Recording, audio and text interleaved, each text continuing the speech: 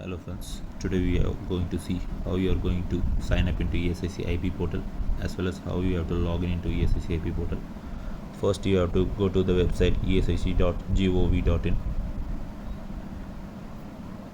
Once the website opens, you will be seeing this page, and here you have to click insured person or beneficiary.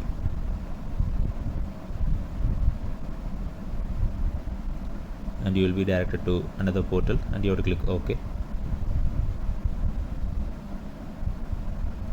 Once this page is opened, you have to click the preferred language. You can select whatever language you are comfortable.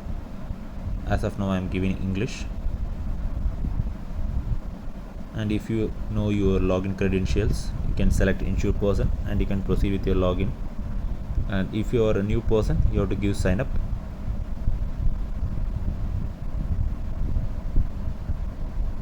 And here you have to give your insurance number, which is nothing but your ESIC number. It is a 10-digit number. And here you have to give the date of birth, which you have given in your ESIC e-patient card, as well as you have to enter your 10-digit mobile number, which you have given in your ESIC during registration, as well as you have to enter the captcha which is mentioned below and give sign up. Now you will be receiving an OTP to your linked mobile number, and it is an 8-digit number. You have to make sure that you are entering this OTP within 10 minutes because it is valid for only 10 minutes and it is only 3 times a day you can get a OTP. So you have to make sure that you are getting it correct within 10 minutes. Now you have to set a new password and you have to make sure that you have confirmed the same password which you have mentioned above and click submit. Now you are done. You have to click here to login.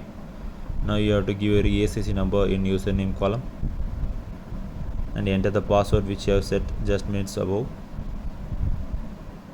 and you have to enter the captcha and then click on login. Now your login into IP portal is done. Thank you.